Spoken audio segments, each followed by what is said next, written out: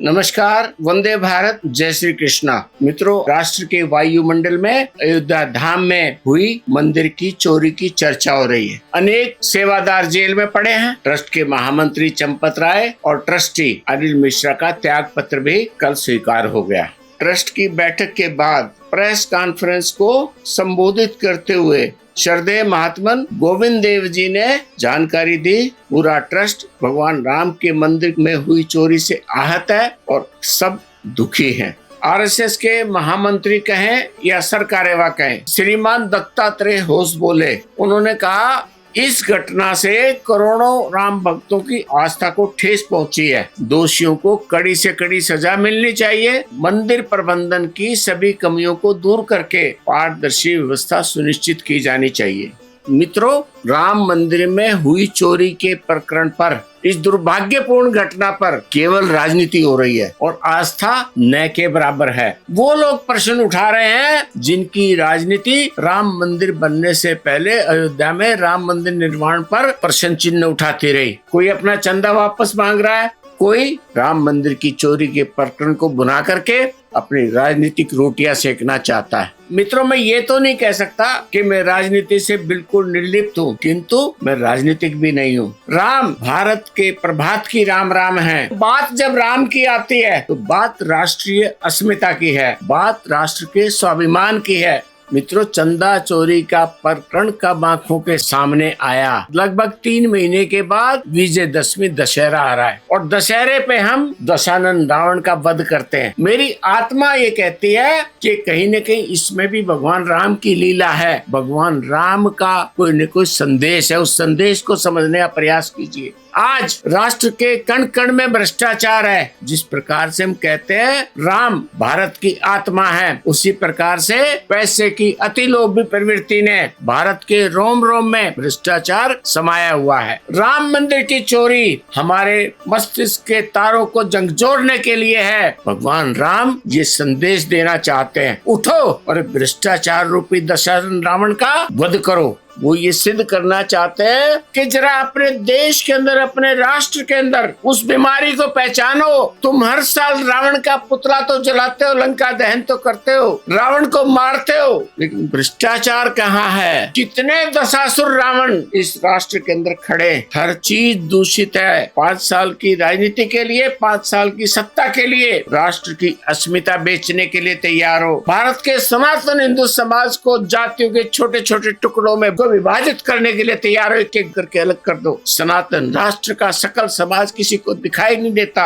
राष्ट्र को विभाजित करने वाली राजनीति के भ्रष्टाचारी रावण को हम कब मारेंगे? मित्रों, जब मैं 1980 में मरीज देखता था तो अनेक मरीज आते थे, डॉक्टर साहब ये तो 50 रुपए आपके पास आने हैं। क्यों भाई, ऐसा क्या हुआ? मैंने गलती से रिश्वत ले ली थी, मैंने पाप किया है। एक पश्चाताप ये उनकी भावनाओं से छलकता था। और आज क्या स्थिति है? वर्तमान सरकार भ्रष्टाचार उन्मूलन की बात करती है, लेकिन भ्रष्टाचार रूपी राक्षस दिनों दिन सुरसा की मुंह की तरह बढ़ता जा रहा है और वो भारत के एक एक जन जन के एक एक पैसे की कमाई को निगल जाना चाहता है। सरकार के जितने काम होते हैं, कहीं पुल गिर रहे हैं, कहीं सड़कों के अंदर गड्ढे हो रहे हैं। सरकारी कामों में कितना बजट बनता है, कितना एस्टिमेट बनता है और उसमें से कितना पैसा वास्तव में लगता है और कितना भ्रष्टाचार होता है, कितने पैसे के वारे न्यारे होते हैं। राम यूं ही नहीं बने। राम को सबसे पहले भारत की अस्मिता के दर्शन कराए विश्वामित्र ने। ले गए अपने आश्रम के अंदर, दिखाया मार्च सुबाहु और ताड़का कैसे आतंक मचा रहे हैं, कैसे विध्वंस कर रहे हैं, कैसे पवित्र यज्ञों को अपवित्र कर रहे हैं। यज्ञों के अंदर वो मांस के टुकड़े डाल देते थे। इस राम मंदिर की चोरी के नाते भारत के एक एक राक्षस को पहचानिए। किस प्रकार से भारत की छोटी बच्चियों के साथ बलात्कार हो रहा है। उस रावण को तो मारते हैं। विचार कीजिए, राम जी आ गए, वापस आ गए, जानकी को साथ लेकर आए, वैदेही राजा जनक के दामाद बनकर आए। आते ही पुत्र में राजा दशरथ ने उनको राज्याभिषेक की तैयारी कर ली। फिर एक मंथरा को हस्तक्षेप करना पड़ा। राम को राम बनाने के लिए मंथरा ने कैकेयी के कान भरे और उसको 14 साल का वनवास कर दिया। वन वन भटके राम, लेकिन वो वन के अंदर भटकना केवल राम का था क्या? वन वन भटके लेकिन जन जन से मिले, वानर भालुओं की सेना से मिले, हनुमान जी से मिले, सुग्रीव से मिले।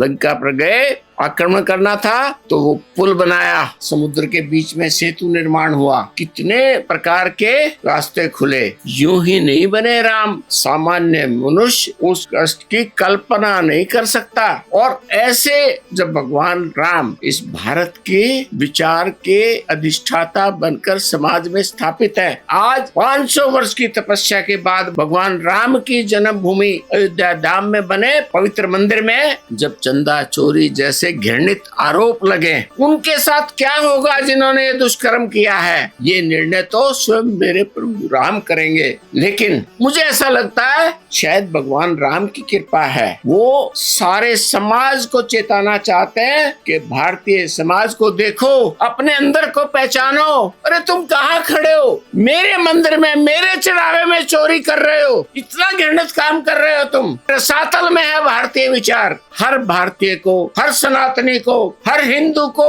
अपने मस्तिष्क के तारों को झकझोर से सोचना चाहिए, क्या मैं जीवन में इस भ्रष्टाचार रूपी राक्षस को तीर मार सकता हूँ? Charity begins from home. मित्रों, एक एक बूंद से सागर बनता है। एक छोटी सी कहानी सुना करके अपनी बात पूरी करता हूँ। एक नगर के राजा थे, शरद पूर्णिमा का दिन था। वो राजा सारे नगर को शरद पूर्णिमा की चंद्रमा की किरणों से प्रभावित खीर खिलाना चाहते थे। उन्होंने नगर में ढिंडोरा पिटवाया। नगर के अंदर जिस घर में गाय है वो 1 लोटा दूध शासन व्यवस्था के रसोई घर में भेज दे। नगर में ढिंडोरा पिट गया। जैसे ही दिन निकला, वहाँ जो भंडार रखे थे जिनके अंदर दूध डालना था, एक भंडारण में भी पानी के सिवाय कुछ नहीं था। इतना दूध भी नहीं था कि उसके ऊपर दूध के अंदर सफेदी की मिलावट भी दिख जाए। राजा को बड़ी चिंता हुई। मैंने तो दूध डालने के लिए मुनादी करवाई थी। प्रजा के गणमान्य व्यक्तियों को बुलाया गया। अब प्रजा को ये पता लग चुका था कि भंडारण में 1 लोटा दूध का भी नहीं डला, पूरा पानी। राजा ने बुलाया, सब हाथ जोड़ के खड़े हो गए। महाराज, गलती हो गई। मैंने सोचा सारा नगर दूध डालेगा, मैं 1 लोटा पानी डालूंगा तो क्या फर्क पड़ेगा। गलती हो गई महाराज, बख्श दो। यक्षमाम देही। जब वहाँ दूध था ही नहीं तो महाराज के पास भी कोई विकल्प नहीं था। उनको पता लग गया तुम्हारी प्रजा की नैतिकता कितनी रसातल में जा चुकी है। इसके बाद दरबार लगा करके महाराज ने प्रजा के सामने प्रजा को संबोधित करते हुए कहा, मेरे प्रियजनों, अगर सब लोग ये सोचते कि मैं 1 लोटा दूध डाल के आऊंगा, बाकी चाहे सारा नगर पानी डाले, तो वहाँ पर क्या होता? निश्चित रूप से दूध होता। यही दृष्टिकोण चाहिए। राम मंदिर की चंदा चोरी इस बात को प्रमाणित करती है। ये हमारा रसातल में जाना है, ये उन केवल चंदा चोरों का काम नहीं है। ये मेरा रसातल में जाना है, पूरे समाज का रसातल है। मैं इसको मिटाने के लिए क्या कर सकता हूँ? मैं इस रावण को मारने के लिए क्या कर सकता हूँ? यहाँ से शुरू होगा चंदा चोरी का हिसाब किताब। मैं से शुरू होगा, मैं से। ये पूरे राष्ट्र की समस्या है। और भगवान राम भारत के प्रभात की राम राम है, वो वास्तविक जननायक हैं। वो राम राज्य की स्थापना करने के लिए उनके मंदिर में चंदा चोरी हुई है। राजनीति आती जाती रहेगी, सत्ता आती जाती रहेगी। राम अनादि काल से हैं, अनंत काल से हैं, और जब तक ये ब्रह्मांड है तब तक रहेंगे। राम राम हैं। राम की मर्यादाएं हमारे जीवन को मर्यादाएं सिखाने के लिए हैं, केवल मात्र मनोकामनाओं की पूर्ति करने के लिए नहीं। राम की मर्यादाएं हमारे जीवन को मर्यादित करने के लिए हैं। जिस दिन हम भगवान का ये संदेश समझ लेंगे, उस दिन हम इस चंदा चोरी के ऊपर उंगली उठाने के लायक होंगे। राष्ट्र के किस काम में भ्रष्टाचार नहीं है? हमारे घर में भ्रष्टाचार है। भारत के अंदर अनेक प्रकार की सामाजिक कुरीतियां हो रही हैं। व्यक्तिगत चरित्र से राष्ट्रीय चरित्र बनता है और एक एक व्यक्ति का चरित्र गिरावट की पराकाष्ठा में है। भारतीय विचार के अंदर भ्रष्टाचार अपनी जड़ें गहरी कर चुका है। उस भ्रष्टाचार से सजग करने के लिए भगवान राम अपने मंदिर में प्रकट हुए। सेवादारों ने चोरी की। भारत के दिमाग में, मस्तिष्क में हथौड़े मारने के लिए क्या कर रहे हो? उठो, जागो और इस भ्रष्टाचार रूपी रावण का संहार करो। हमें केवल इतना करना है कि इस भ्रष्टाचार रूपी महाराक्षस को कैसे इससे मारें, कौन सा इस पे तीर चलाएं और कैसे इसके ऊपर नियंत्रण करें, इसके ऊपर विचार करके और उस तीर को बनाना शुरू करना पड़ेगा जो इस भ्रष्टाचार को मार दे। तब परम वैभवशाली राष्ट्र बनाने की परिकल्पना की तरफ ये राष्ट्र मुड़ेगा, निश्चित रूप से मुड़ेगा। मैं समझूंगा कि भगवान राम का प्रकट होना, वो जो क्या संदेश क्या देना चाहते हैं भगवान राम भारत के सनातन समाज को, उस संदेश को समझना पड़ेगा। नमस्कार, वंदे भारत, जय श्री कृष्ण।